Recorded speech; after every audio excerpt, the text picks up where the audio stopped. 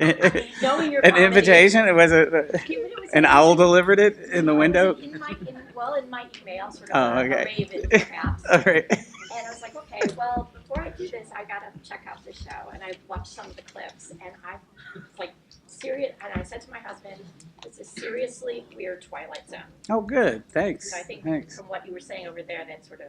Yeah, Twilight Zone's definitely. There's other shows that I think it will be compared to, and shows that I really like. Like I really love Tales from the Crypt, but Tales from the Crypt always kind of, at the beginning somebody did something and wrong, and then they're punished, and so it gets a little predictable.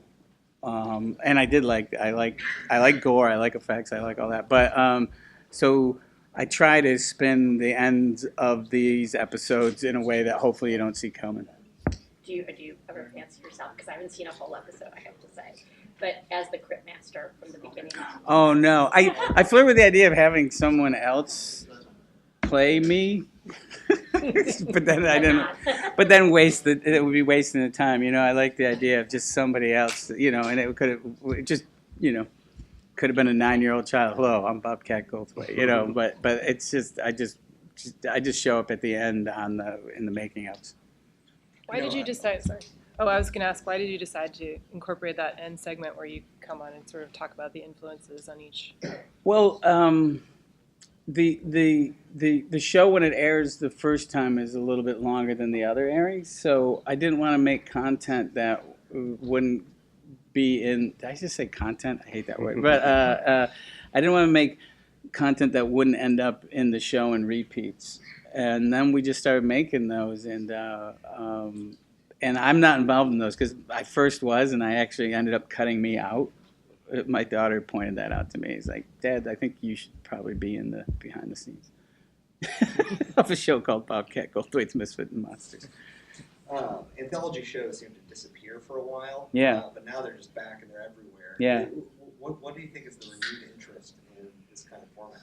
I don't know. I mean, I think what helped me was, the pie used to be, can you create a show that is a smash hit that gets a lot of viewers? And now because of all the different places people make shows, it's like, can you just give me a piece of the pie, a tiny sliver of the pie? So I think people are a little more risky, and True is, there's a lot of other people who aren't mainstream that they've given a show to, like Amy Sedaris and people like that. So I'm definitely I think them willing to take a chance is why. But I don't know why anthology shows are back. Honestly, when I first started pitching it, when I would say anthology, people in the room weren't sure what I was talking about even. Do you still write stand-up comedy? Yeah, I don't. I just started going back up again because I had to do talk shows, and I had to do talk shows. They were just begging. No, but I was going out to promote, and so I got up on stage, and I hadn't been up there in a while. And I used to think I didn't like stand-up comedy, but what I found out was that I didn't like the persona that I kind of trapped myself in. So I made a decision to jettison that, and now when I get up there, it's more myself. What a change in that, because I guess there are a lot of jokes that you can't say now that you could have said in the 80s, for example. No, I mean, I was always getting people upset with me. Back in the 80s, I was calling Bill Cosby a rapist and making fun of Scientology, and I would hear, so you could do it. I don't. I was ego surfing, and I read an interview with Patton and Oswald, and he's like, Bobcat Goldthwait's talking about Bill Cosby being a rapist for 20 years, and I did, but I didn't know it was true. I just kind of got lucky because I got a creepy vibe from the guy. So I actually remember the moment that my childhood died. I was a huge fan of yours by Police Academy movies. I know you hate them, but Police Academy movies and Burglar, loved it. And I remember the day I saw Shakes the Clown, expecting same kind of thing. The guy from Police I'm Academy. 10 years old. Yeah. Oh my God. And, well, you had horrible parents. Oh, I really did. They're kind of absent. But that's the day that my childhood died, and Really? I was like, okay, I'm going to start looking at better stuff now, more adult stuff now. Well, thanks. And I do appreciate that because your movies are amazing, but they've progressively gotten better, and I understand it's also my age. But now with the anthology, as cool as I think they are, not a lot of people are into puppets, and a lot of people are into that kind of genre thing. What was it that made you think, you know what, let's do it this way?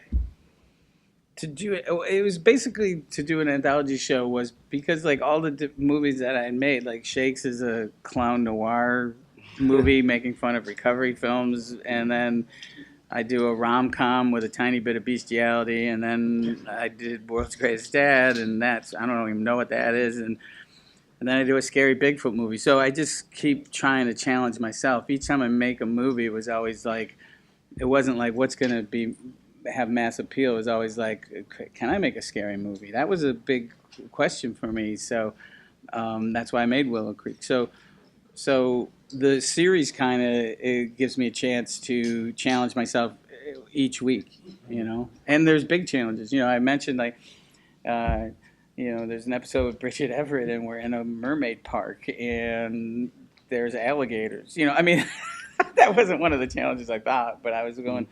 You know, the biggest thing I like to do is hopefully when I tell a story is I dig a hole for the characters usually, and I want to see if I can have an audience still empathize with the characters. I'm not really interested in them loving the characters, but the idea that, you know, can they empathize, and even the movies outside of the documentary They Call Me Lucky, all the movies I never considered a slice of reality. Like, you know, World's Greatest Dad is a really dark movie and all this, and it's about a lot of things. But at the end of the day, a lot of the characters are very one-dimensional, and you know that's because I really like the Preston Sturges movies, where there'd be so much things are so outrageous, and your protagonists and your lead characters are grounded in reality, but then there's all these like oddballs that are not based in reality. So.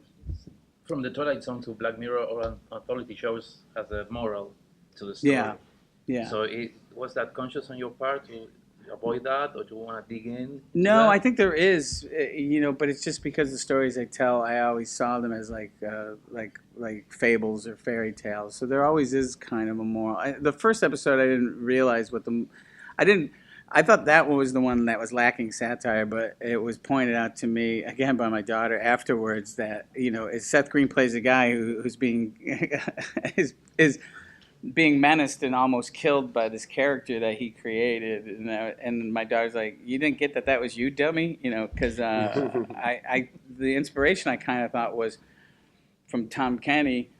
You know, I've known Tommy since I was 6, and he will appear in schools and hospitals and do SpongeBob and all his characters, and I think that was the germ of the idea. But the reality of it was, it's really about me, because Tommy and I had a conversation about this because he has a very healthy relationship with SpongeBob. They get along great.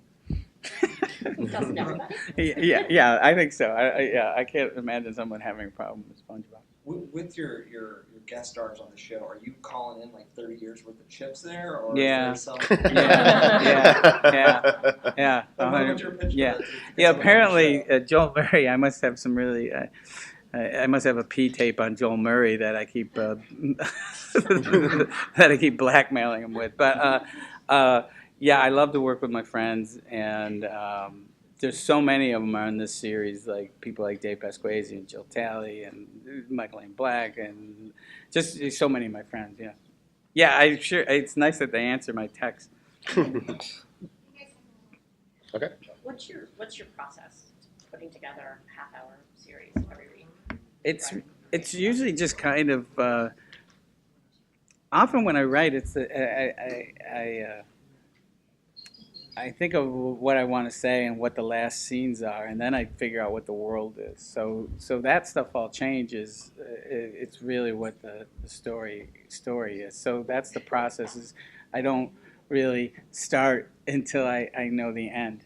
Which when I'm looking at reviews and people will accuse me of slapping an end on the end of a movie, I'm like, no, that's what I started with. But I think sometimes, I don't think I'm dark, and as people say, it's dark humor, because often, and even in the series, there's a couple upbeat endings. I do sometimes go with what people would call a Hollywood ending, because I think that's almost harder sometimes.